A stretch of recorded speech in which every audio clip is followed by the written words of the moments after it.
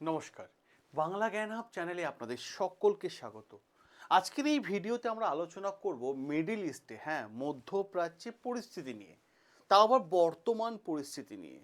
কারণ সেখানে নতুন করে আবার উত্তেজনা দেখা গেছে। আর এই যখন নতুন করে উত্তেজনা দেখা গেছে, সাথে সাথে এই উত্তেজনার পাশাপাশি এসে হাজির হয়ে গেছে কূটনৈতিক আলোচনা। এবং প্রশ্ন এই জায়গায়, এই যে উত্তেজনা এবং কূটনৈতিক আলোচনা, এই দুটো বিষয়কে নিয়ে গোটা বিশ্বে এখন উদ্বেগ পরিবেশ তৈরি হয়ে গেছে। কারণ আন্তর্জাতিক মহলের কাছে সব থেকে বড় গুরুত্বপূর্ণ প্রশ্ন আজকের দিনে দাঁড়িয়ে, এই গোটা পৃথিবী কি শান্তির পথের দিকে এগিয়ে যাচ্ছে, নাকি আবার নতুন একটা লড়াইয়ের দিকে এগিয়ে যাচ্ছে। আর আজকের ভিডিওতে আমরা আলোচনা করব সেই প্রশ্নগুলো, যে প্রশ্নগুলো হচ্ছে বর্তমান সময়ে মিডল ইস্টে তৈরি হওয়া আবার নতুন কূটনৈতিক পরিস্থিতি। আর এরই পাশাপাশি মিডল ইস্টের দেশগুলোর মধ্যে নতুন করে তৈরি হওয়া নতুন করে সামরিক অভিযান, এবং সামরিক অভিযানের পাশাপাশি আন্তর্জাতিক শক্তিগুলোর বর্তমান অবস্থান এই পর্যন্ত ঠিক ছিল। তারপরই এসে হাজির হয়ে গেছে বিশ্বের অর্থনৈতিক এবং তেলের বাজারে সম্ভাব্য প্রভাব। আর সব থেকে লাস্ট গুরুত্বপূর্ণ বিষয়, আগামীকাল বা আগামী দিনে কি হতে পারে। আজকে আমরা ভিডিওটা একটা জম্পেশ লেভেলে ভিডিও হচ্ছে, এবং গুরুত্বপূর্ণ আর্টিকেল চলে এসেছে যেখানে পিস ডিল, দেখতে পেয়েছেন 60 দিনের একটা পিস ডিল সাইন হয়ে যাওয়ার পর। কারণ আমি আপনাদের একটা বিষয় নিয়ে উদাহরণ নিয়ে যদি আমি আরও আপনাদের সামনে বিষয়টা ক্লিয়ারিটি এনে দিই, তাহলে আপনাদের বুঝতে অনেকটা সুবিধা হয়ে যাবে। কারণ একজন সাধারণ মানুষ সে ভাবতেই পারেন যে মিডল ইস্টে কি হচ্ছে, তাতে আমার কি এসে যায়, তাই না? অনেকে ভাবছেন যে যুদ্ধ চলছে, লড়াই চলছে, তাতে আমার কি ভাই, এই খবরগুলো শোনে বা রিপোর্টগুলো শোনে আমার কি। আমি আপনাকেই বলছি দাদা, একটু শুনবেন। বাস্তবতা কি জানেন তো, বাস্তবতাই আমি আপনাদের সামনে তুলে ধরছি। যদি কোনো একটা অঞ্চলে লড়াই শুরু হয়ে যায় না, তার প্রভাবটা এসে পড়ে কোথায় বলুন তো? আপনার আর আমার পকেটে এবং রান্নাঘরে। কেন বললাম? কারণ যদি লড়াই শুরু হয়ে গেছে, তাহলে ভাই তেলের দাম তো বাড়বে। আর তেলের দাম যখনই বাড়বে, পাশাপাশি পরিবহন খরচা, ট্রান্সপোর্ট খরচা, সেটাও বেড়ে যাবে, এবং যার প্রভাব পড়বে আপনার পকেটে এবং রান্নাঘরে। এইটাই প্রভাব দেখা যাবে। কারণ আজকের ভিডিও অত্যন্ত গুরুত্বপূর্ণ এবং ইম্পর্টেন্ট সব থেকে। কারণ বর্তমান সময়ে দেখা গেছে মিডল ইস্টের পরিস্থিতি আরও আন্তর্জাতিক সংবাদ মাধ্যমে বেশ কিছু শিরোনামে উঠে এসেছে। একদিকে কূটনৈতিক আলোচনা হচ্ছে শান্তির জন্য, আর অপরদিকে আলোচনা হচ্ছে সামরিক উত্তেজনার জন্য। আর এর ফলেই সকলে প্রশ্ন তুলছে যে শান্তির প্রক্রিয়া কি বাধাগ্রস্ত হচ্ছে। এখানেই প্রশ্নটা উঠছে। কারণ আজকের ভিডিও যদি আমি আপনাদের সামনে আলোচনা করি, গুরুত্বপূর্ণ জায়গায় আমি তুলে ধরি কি হয়েছে, যে ইরান আমেরিকা চুক্তি, যে পিস ডিল হয়েছে 60 দিনের, সেইটা কি ভেঙে যাওয়ার পথে? কেন বললাম? নাকি মিডল ইস্টে শান্তির সুযোগ এখন আর বেঁচে আছে? এই প্রশ্নটাও কিন্তু উঠে আসছে। কারণ এই মুহূর্তে বিশ্বের রাজনীতির কাছে একটা বড় সতর্কবার্তা, ইরান এবং আমেরিকার মধ্যে যে চুক্তি স্বাক্ষরিত হয়েছে সেটি আদৌ টিকবে তো, নাকি মিডল ইস্টে আবার নতুন যুদ্ধের দিকে মিডল ইস্ট ধীরে ধীরে এগিয়ে যাচ্ছে। হঠাৎ করে এই চুক্তি টিকবে কিনা, এই প্রসঙ্গটা কিভাবে আসলো? কারণ গত কয়েকদিন আপনারা দেখেছেন গোটা বিশ্বকে একটা অনিশ্চয়তার মধ্যে দিয়ে ফেলে দিয়েছে, কারণ গত কয়েকদিনের সিচুয়েশন। আর এই মুহূর্তে মনে হচ্ছে বহুদিনের সংঘাতে অবসান ঘটিয়ে শান্তির পথে হেঁটে যাচ্ছে কে? Middle east. আর পাশাপাশি দুটো দেশকে নিয়ে শান্তির পথে হেঁটে যাচ্ছে, একদিকে ইরান, একদিকে আমেরিকা। আর ঠিক যখনই শান্তি পরিবেশের দিকে এগিয়ে যাচ্ছে, যখনই নতুন চুক্তির দিকে এগিয়ে যাচ্ছে, যখন নতুন কোনো ডিলের দিকে এগিয়ে যাচ্ছে, তখন ঠিক সেই মুহূর্তে এসে পড়ছে নতুন আরও একটা হামলা, নতুন আরও একটা হুমকি। আর সেই হামলা, হুমকি, উত্তেজনা একটা পরিবেশ তৈরি করে সকল বিশ্ববাসীকে একটা প্রশ্নের মুখে দাঁড় করিয়ে দিয়েছে যে এই চুক্তি সত্যি টিকবে কিনা। কি হয়েছে ঘটনাটা? ঘটনাটা হয়েছে লেবাননে আবার নতুন করে উত্তেজনা দেখা গেছে, সামরিক অভিযান দেখা গেছে। 19 তারিখে ঠিক আছে, দেখুন রিপোর্ট আপনারা দেখতে পাচ্ছেন। ঠিক আছে, আমি জিনিসটা আপনাদের কাছে একটু দেখিয়ে দিই। দেখুন 19 তারিখে এসেছে, গতকালকে রিপোর্ট এসেছে। এটা কি হয়েছে বিষয়টা আমি আপনাদের সামনে ক্লিয়ার করে দিই, কারণ আপনারা জানেন যে এই চ্যানেলটা একটা যুক্তি, লজিক এবং তথ্য এনে আপনাদের সামনে আমি পরিবেশন করে দিই, কারণ এই জন্যই চ্যানেলটা আজকে মানে লাখো লাখো মানুষ এই চ্যানেলটাকে ফলো করে। আর যারা আপনারা এখনও ফলো করেননি অতি অবশ্যই সাবস্ক্রাইব করেন, কারণ অনেক গুরুত্বপূর্ণ তথ্য আমরা যুক্তি সহকারে আপনাদের সামনে পরিবেশন করে থাকি। বিষয়টা আমি আপনাদের সামনে ক্লিয়ার করে দিই। গতকাল রাতে কি হয়েছে, লেবাননে নতুন করে একটা অভিযান চালিয়ে দিয়েছে। আর এই খবর যখনই আসা শুরু হয়ে গেছে তখনই কিন্তু সবাই তাকিয়ে আছে ইরানের দিকে আর আমেরিকার দিকে। আমেরিকা থেকেও ইরানের দিকে বেশি তাকিয়ে আছে। তো এর পরের স্টেপটা কি হবে? ঘটনা থেকেই প্রশ্ন স্বাভাবিকভাবে উঠে আসছে, যখন লেবানন সীমান্তে আবার উত্তেজনা তৈরি হয়েছে তখন ইরান এবং আমেরিকা চুক্তির ভবিষ্যৎটা কি? কারণ অনেক জিওপলিটিক এক্সপার্টরা তারা দাবি করেছেন, বেশ কিছু জিনিস দাবি করেছেন যে মিডল ইস্টে বিভিন্ন লড়াই একে অপরে গভীরভাবে যুক্ত। হ্যাঁ, একে অপরের সাথে মানে বিভৎসভাবে টাই আপ হয়ে আছে। আর এরই ফ্রন্টে মানে যারা যুদ্ধ করছে তারই মধ্যে হচ্ছে ইসরায়েল এবং লেবানন। কারণ ইসরায়েলে হামলা লেবাননের ওপর আবার গিয়ে পড়ছে। এবার প্রশ্ন আসে এই জায়গাটায়, দেখুন আর একটু ক্লিয়ার করে দিই। ইসরায়েল যে হামলাটা চালিয়েছে সেখানে দেখুন কি হয়েছে, 30 জন মারা গেছে। ঠিক আছে, কথায় লেবাননে 30 জন মারা গেছে। এবং প্রশ্ন হচ্ছে ইউএস ইরান ডিল নিয়ে। এখানেই খেলার মোড় পুরো ঘুরে যাচ্ছে, কারণ ডোনাল্ড ট্রাম্প এবং ইরানের প্রেসিডেন্ট মাসুদ পেজেশকিয়ান যে মধ্যে যে স্বাক্ষরিত হয়েছে বা বোঝাপড়া হয়েছে তা আজ সুইজারল্যান্ডে প্রথম দিকে একটা কূটনৈতিক বৈঠক হওয়ার কথা ছিল। আর এই বৈঠকটাকে দিকে তাকিয়েছিল গোটা বিশ্ব, এবং গোটা বিশ্ব একটা আশা আলো দেখেছিল। কারণ কি বলা হয়েছিল যে আগামী 60 দিন একটা সময়সীমা নির্ধারণ করা হয়েছিল, যে এই 60 দিনের মধ্যে একটা ইরান এবং আমেরিকার যুদ্ধ শান্তির পথের দিকে একটার পর একটা ধাপে এগিয়ে চলবে। কিন্তু সেই ধাপে এগোনোর আগে শেষ মুহূর্তে এমন একটা খবর চলে আসলো যার ফলে প্রশ্ন উঠেছে যে এই আলোচনা কি বন্ধ হতে যাচ্ছে নাকি অন্য কোনো পথের দিকে গোটা বিশ্ব এগোচ্ছে।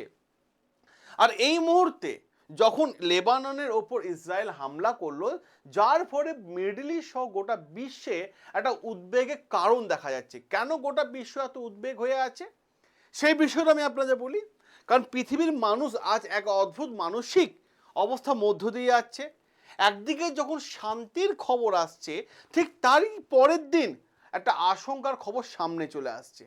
একদিকে যখন কূটনৈতিক আলোচনা হওয়ার সম্ভাবনা রয়েছে, অন্যদিকে ঠিক লড়াইয়ে আলোচনা হওয়ার খবর আসছে। আর এই দুই কারণের মাঝে গোটা বিশ্বের কাছে প্রশ্ন যে পৃথিবী কি ভালোর দিকে এগোচ্ছে নাকি একটা অস্থিরতা পরিবেশের দিকে এগোচ্ছে।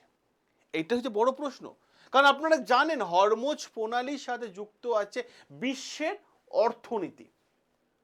যখনই লড়াই শুরু হয়ে যায় মানুষের চোখ থাকে লড়াইয়ের থেকেও হরমুজ প্রণালীর দিকে। এটা আপনারা সবাই জানেন, কারণ বিশ্বের বিপুল পরিমাণে জ্বালানি, সাথে সাথে তেল এবং বিভিন্ন জিনিসপত্র এক দেশ থেকে আরেক দেশে আসে এই হরমুজ প্রণালীর রাস্তা দিয়ে। আর বর্তমান সময়ে এই উত্তেজনা বা হরমুজ প্রণালী নিয়ে আবার কিন্তু উদ্বেগ প্রকাশ করেছে, কারণ যেই মুহূর্তে লেবাননের ওপর হামলা করলো ইসরায়েল, সেই মুহূর্তে গোটা বিশ্বে এখন তাকিয়ে আছে হরমুজ প্রণালীর দিকে। যদি মানে এই পথ দীর্ঘ সময়ের জন্য অচল হয়ে যায় তাহলে সমস্যাটা তৈরি হয়ে যায় মেইন জায়গায়, শুধু মিডল ইস্টে নয় গোটা বিশ্বের অর্থনীতির ওপর একটা বড় প্রভাব দেখা যেতে পারে। আর এরই পাশাপাশি ইরানের কি অবস্থান এই হামলার পর? কারণ আপনারা জানেন যে ইরান পরিষ্কারভাবে জানিয়ে দিয়েছিল যে তারা তখনই শান্তির ডিল বা পিস ডিল সাইন করবে যখন হিজবুল্লাহর ওপর ইসরায়েল আক্রমণ করা বন্ধ করবে। আর যখন শান্তির ডিলের দিকে এগিয়ে যাচ্ছে ঠিক সেই সময় বোমাটা ফেলে দিল ইসরায়েল লেবাননের ওপর। কারণ ইরানের নেতাদের মানে যে আলোচনা, নেতৃত্বের যে আলোচনা চলছে, তাদের আলোচনা থেকে একটা জায়গায় স্পষ্ট তাদের দাবি, তারা চাপের মুখে তারা পিস ডিল সাইন করতে বাধ্য নয়, পরিষ্কারভাবে জানিয়ে দিয়েছে। কারণ ইরান জানিয়ে দিয়েছে একদিকে বন্দুক আর একদিকে আলোচনা, এই পথে তারা হাঁটবে না। তারা হাঁটবে একটি উদ্দেশ্য নিয়ে, শান্তির ডিল, দুই দেশ একসঙ্গে আলোচনা হবে।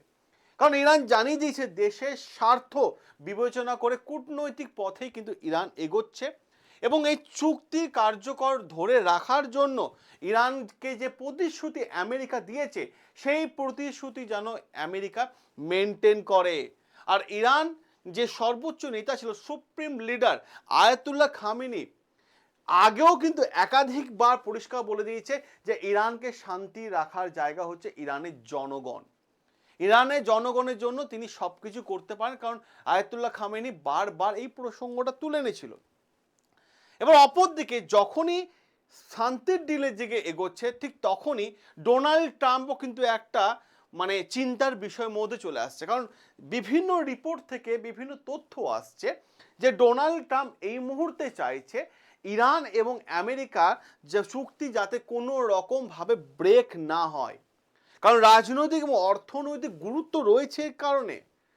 আমরা যে অর্থনৈতিক গুরুত্বের প্রসঙ্গটা আনি, অর্থনৈতিক গুরুত্বের প্রসঙ্গ হচ্ছে তেলের বাজারে একটা অস্থিরতার পরিবেশ। কারণ গোটা বিশ্ব এখন আমেরিকাকে প্রশ্ন করছে যে এই যুদ্ধের জন্য হরমুজ প্রণালী বন্ধ হয়েছে এবং এই যুদ্ধে আপনি জড়িয়ে গেছেন।